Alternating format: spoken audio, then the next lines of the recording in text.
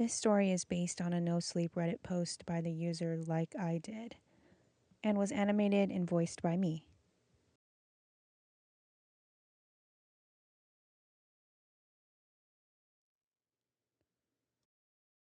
Welcome to heaven. Would you choose to live in a town where everything was always right and everyone was always nice in exchange for simply never questioning how it came to be? I never thought I'd be the kind of person to give up my free will in a subtle way like this, but in this specific case, the perks simply did outweigh the costs. It all began after my aunt passed away. We weren't very close. My mother and her had lost touch in the past years, and I had inherited her house. A house I never even visited before, not even for her funeral, as she'd requested in her will that it should be held in the town where she and my mother were born. Despite her generosity, I never intended to move there. I believed it was too young to be living on my own in a house in a tiny town that was incredibly secluded. Instead, I asked my boyfriend to join me on the 5-hour drive to check the place out and put it up for sale. As we drove past the sign that read "Welcome to Heaven" in big cursive letters, it was as if we stepped into a set of a movie. The side of the road was lined with big apple trees that looked all exactly the same. They were bright green, flecked with huge red apples. The road we drove down became significantly smoother. Birds were chirping, and we saw a small river glowing in the sun. And that was only the beginning. As we got closer to the center of town, the more beautiful it became. We passed little farm stands that were made to look like strawberries, blueberries, and figs. There was a bakery inside of a brick house emitting scents of vanilla and warm butter, and cafes with people sitting in the front. I slowed the gas to look into the different types of shops selling clothes and jewelry. For a town so small, it had anything you could wish for. I thought it would be some boring little village, Ian mumbled from the passenger seat. Me too, I agreed, but it's so nice. We pulled onto the street of my aunt's old home. There were houses in all types of colors with small chimneys and cute little front yards where people were tanning in the sun or watering their plants. Some of them waved at us as we passed them, and to our surprise, most of them didn't seem much older than us. This should be it, I said as we reached house number 7. We walked up the gravel to the front door, and I rummaged through my purse for the keys, but surprisingly, the front door was unlocked. As I stepped over the threshold, I noticed that it smelled like cinnamon, as if somebody had been baking in the kitchen very recently. Ian followed close behind, the 2 bags with clothes and stuff we brought hanging over his shoulders. Wow, he mumbled, and I felt the sentiment. It wasn't anything major, not a huge haul or anything, but the interior just felt so homey and nice. There was a small fireplace in the living room, and everything was still furnished. There was no television, but a massive shelf filled with hundreds of books. We continued to the kitchen, and I opened up a few cupboards, which were all fully stocked. Ian opened the fridge and turned to me with a confused look on his face. "Did your aunt live on her own?" he asked. "Yeah, I think so. Why?" He pulled out a carton of milk and opened the lid and smelled it. "The stuff in here looks fresh." I joined him, and I saw the fridge full of produce, cheeses, and meats. Not a single thing rotten. Aunt Maggie had died a month ago. "That's really odd," I whispered. I moved away from the kitchen and found the staircase leading upstairs to where the bedroom and the bathroom were. On top of the bed, I found a letter addressed to me. "My dearest Eleanor, you may have been surprised to receive this present. When I got ill, I wondered whose life I could make infinitely better, and I ultimately landed on you. You're in the prime of your life and deserve happiness. So now I'm giving you this home, and soon you will learn it will be the very best thing that ever happened to you. Enjoy it with all your heart. You will learn that you will never have to endure stress again, and you won't feel anger or sadness, only luck. There's one more thing I need you to do in exchange. Never question why." I called my mom to tell her that we'd arrived safely. She'd been a little suspicious of the whole thing at first, and when I told her about the letter, it didn't exactly ease her mind.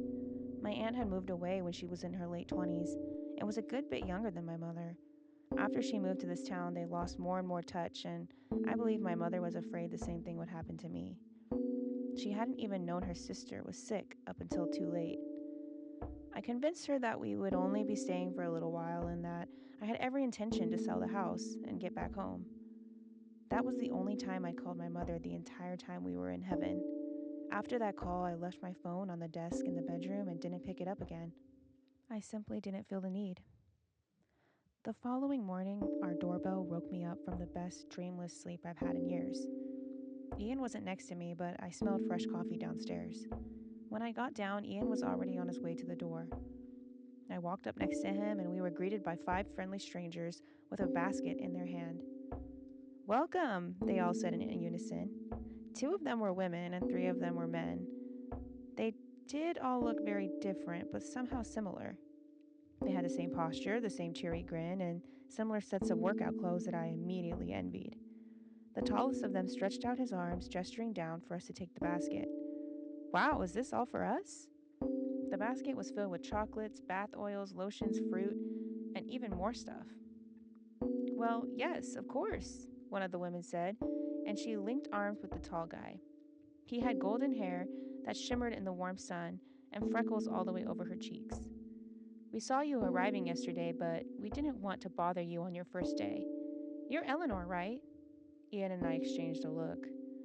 Yeah, but you can call me Elle, I laughed, and this is my boyfriend Ian. Lovely. I'm Leah, and this is my husband Mark. The others introduced themselves as well, but I immediately forgot their names again. Did you settle in well? Mark asked. Yeah, I mean, it almost feels like a hotel, Ian answered. The whole house is fully stocked. It's kind of crazy. The five neighbors exchanged a look I couldn't quite place, almost like confusion. But I didn't find any personal stuff from my aunt, and I thought we'd have to pack her stuff up or something. Stop right there, honey. Leah interrupted me. She grabbed my wrist and squeezed it so hard I thought I might bruise. Don't question it, just enjoy. She winked at me and added, I hope we'll become marvelous friends. Oh, well, we're actually not planning to stay very long, Ian said. They all started laughing, hysterically. One of the guys from the back wiped away a tear and said, You'll change your mind. With that, they turned around and left. The ease I felt that morning suddenly turned sour. Where the actual hell are we, Elle? This feels like the Truman Show. Ian laughed after we closed the door again. But we had yet to learn how right they actually were. Because as the day came to an end, we both agreed to throw our plans of selling the house away and stay forever. I can't say for how long we'd been in heaven, days or possibly weeks. You know the old expression, time flies when you're having fun. Ian was gone for the afternoon to play tennis with Mark. It was the very first time since our arrival that I felt the smallest sense of boredom. It wasn't a bad feeling, simply one that prompted me to find something to do. And so I decided to do something I hadn't done in a while, read a book. I picked up the first one that looked interesting from the shelf and flicked through it, but for some reason I couldn't read it. Must be a different language, I mumbled to myself. I picked up the next one, but it was the same. And the one after that, and the one after that. All these books were simply decorations. I realized and laughed. What a fun way to fill a shelf. I almost turned away to find another thing to do when one specific book caught my attention. It was tiny, smaller than even my palm, and didn't fit in with all the rest. It almost disappeared between the others. I pulled it out with my fingernails, and when I opened it up, a piece of paper folded multiple times fell out of it. I picked it up from the ground and opened it only to realize there was writing on it, writing I could understand. This is what the note said. I had to write this down because I always forget again. I don't remember when I came here. I don't remember why. Everyone is so nice. Why are they so nice? My neighbor Trisha started talking about her family. It made me wonder if I have one too. I found Trisha in the hallway. All the blood was drained from her body. Where did the blood go? Two men appeared next door. They went into Trisha's house and came back out with a black plastic bag. Nobody here grows old. I remember someone. Lucy. And her little girl, what was her name again? My breathing stopped at the mention of the name.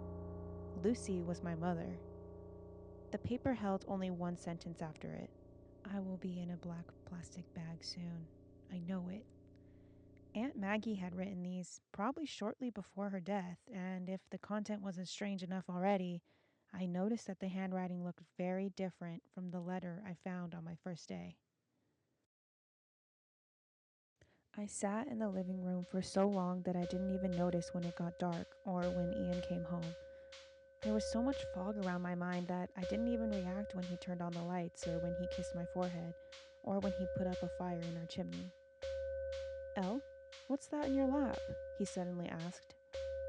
I looked down at the piece of paper with the words I'd read from my aunt and swallowed down a hard knot. I found this.